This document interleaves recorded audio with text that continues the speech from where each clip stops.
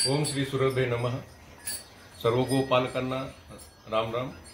जय गोमाता. आपण बघितलं की गोचिड आणि गोचिड्यापासून होणारे अनेक आजार किंवा कुठलेही वपा असतील, अन्य जीव असतील, हे आपल्या गोठ्याच्या आसपास किंवा गोठ्यामध्ये पण वाढत असतात. त्याला जर आपल्याला नियंत्रित करायचं आहे तर सर्वप्रथम आपल्या गोठ्याची स्वच्छता ही महत्त्वपूर्ण राहते. स्वच्छता सोबत त्याला जर कुठं भेगा वगैरे पडलेल्या असतील त्या बुजलेल्या असावं, जेणेकरून इतर दुसरे जे जीव आहेत ते त्याच्यामध्ये जाऊन बसणार नाही आणि कालांतराने ते पुन्हा वापस येऊन आपल्या पशूंना, गायींना वगैरे चावा घेणार नाही किंवा त्याचं पुन्हा वाढ होणार नाही. तर याच्यावरती कंट्रोल करण्यासाठी आपण मोहगनी तेल, नीम तेल आणि करंज तेल 20-20 मिली घ्यायचं आहे आणि त्याच्या एका टाकीसाठी 20 मिली घ्यायचं. आपण 20 मिली मोहगनी तेल, 20 मिली करंज तेल आणि 20 मिली नीम तेल अशा प्रकारे हे तिन्ही तेल घ्यायचे. तिन्ही तेल नसले तर कुठलेही दोन जरी असले तर 30-30 मिली जरी घेतले तरी चालतात. आणि त्यासोबत आपण शॅम्पू किंवा साबण याचा पाणी करून याच्यात टाकीमध्ये मिक्स करायचं. याच्यासाठी की तेल आणि पाणी याचं मिक्स करण्यासाठी आपण शॅम्पू वगैरे ते घेतलं पाहिजे. ते इमल्सिफायरचं 280चं काम करतं, म्हणजे पाणी आणि तेलाला मिक्स करतं. तर अशा प्रकारे या फवारण्या तुम्ही अमावस्या पौर्णिमेला नियमित घ्या. त्यांना कुठला गोचिड किंवा इतर कुठला भोपा वगैरे अन्य जीव त्यामध्ये वाढलेले नाही असं जरी आपल्याला आढळलं नाही तरी आपण ह्या फवारण्या नियमित अमावस्या पौर्णिमेला घेतल्या पाहिजे. त्याचप्रमाणे जर आपल्याला वाटतंय की कंट्रोल होत नाही, वाढलेलं आहे, तर 3 दिवसातून एकदा घ्यायचं. असं दोनदा जरी घेतलं तर हे कंट्रोलमध्ये येऊन जातं. 1 दिवस घेतलं, आज जर फवारणी केली तर त्यानंतर 3 दिवसांनी पुन्हा एकदा घ्या. ज्यावेळेस अधिक गोचिड किंवा अन्य माशी वगैरे वाढलेली असेल तर हे गोचिड निर्मूलनासाठी खूप गरजेचं आहे. कारण गोचिडच पासून आपल्याला गोचिड ताप असन, त्यांचे रक्त जे आहे, रक्तामध्ये होणारे बदल आणि त्यापासून त्यांच्या शरीरामध्ये जाणवणारे विभिन्न प्रकारचे जे न्यूट्रिशन आहे ती कमतरता त्यांना भासायला लागते आणि त्यांच्यात विकनेस येतो. त्यांना ताप येणं, दस्त लागणं हे सगळे प्रकार त्यानंतर आपल्याला आढळतात. त्यामुळे आपण गोचिड निर्मूलनासाठी हा विशेष फॉर्म्युलाचा वापर करावा. त्याचप्रमाणे आपण जसं सांगितलंय की गोठ्याची स्वच्छता ही सर्वप्रथम पाहिजे.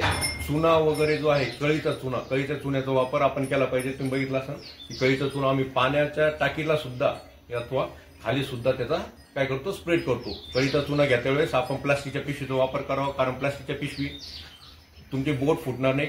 कळीचा चुना हा गरम राहतो, त्यामुळे आपण प्लास्टिकच्या पिशवीचा वापर करायचा आणि त्यांनी स्प्रेड करायचा. त्याचप्रमाणे आपलं जे पाणी आहे त्या पाण्याच्या टाकीला सुद्धा आपण काय करायचं तर चुना वगैरे आपण लावला पाहिजे, जेणेकरून त्याच्यामध्ये 60% पेक्षा अधिक नायट्रोजनचं प्रमाण आहे, कॅल्शियम आहे, आयर्न आहे. तर आपण ह्या करता हे करायचं, जेणेकरून आपली पाण्याची टाकी सुद्धा तिथं पाणी जे आहे ते त्याचं निर्जंतुकीकरण राहील आणि गोचिड निर्मूलनासाठी आपण ह्या प्रकारे स्प्रे घ्यावा.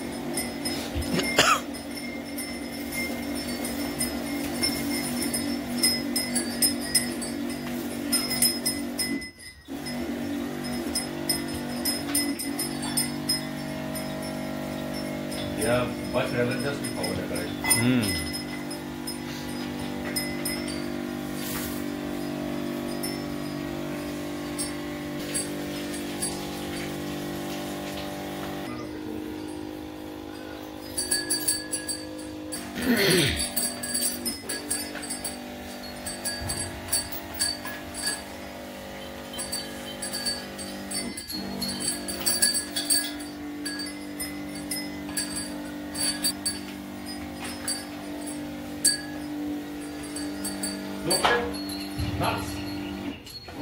तिला दुसरी गोळी टाकला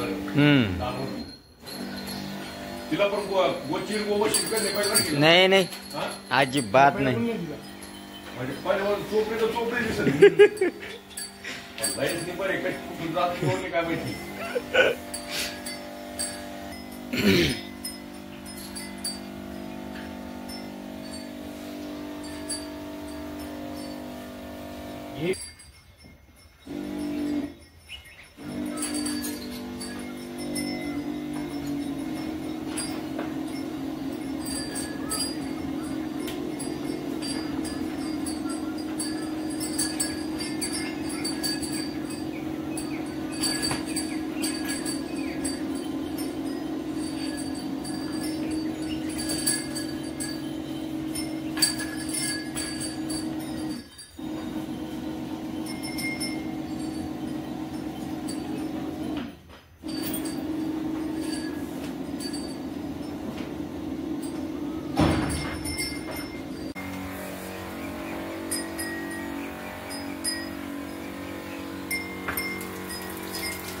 तर राधे माग सर थांबा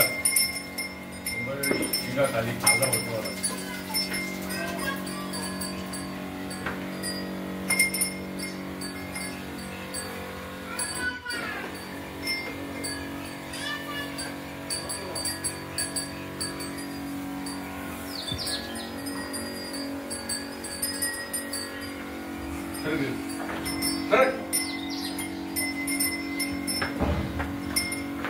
हा गौरे त्याचा नवीन काही काय दुसरं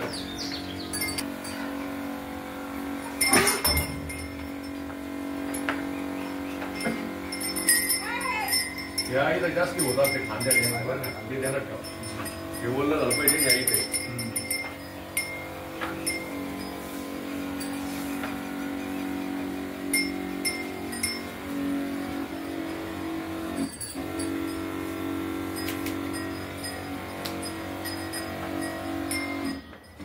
तर का बघ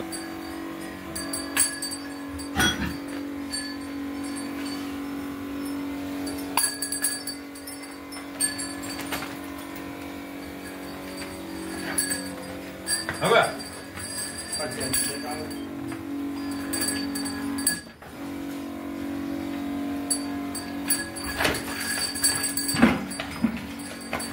दुसरा काही एका काही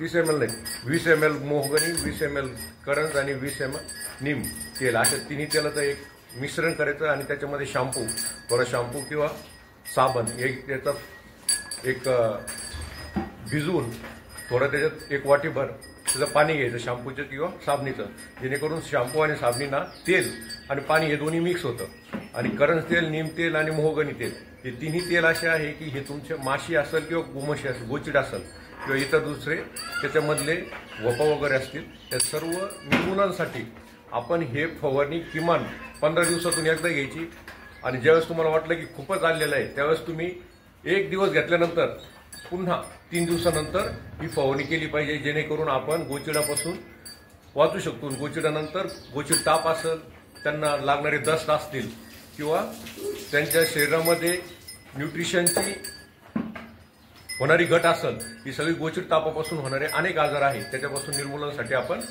नीम तेल करंज तेल आणि मोहगनी तेल हे 20-20 मिली घ्यायचं आहे आणि त्यासोबत आपण काय करताय थोडा शॅम्पू किंवा साबण टाकायची आणि एक टाकीसाठी आपण एवढं घेतलं पाहिजे प्रमाण एवढं एक टाकीसाठी साबण एवढ्यासाठी सांगितली की त्याच्यामध्ये पाणी आणि तेल हे मिक्स झालं पाहिजे 100% याच्यामधून आपल्याला गोचिड किंवा इतर वपा वगैरे असतील हे सगळं निर्मूलन व कंट्रोलमध्ये 100% कंट्रोलमध्ये येतं जर जास्त अधिक असेल तर 3 दिवसातून 2दा घ्यायचं आणि अन्यथा 15 दिवसातून एकदा अमावस्या पौर्णिमेला आपण ही फवारणी त्यांच्यावरती केली पाहिजे जय हिंद जय भारत जय गो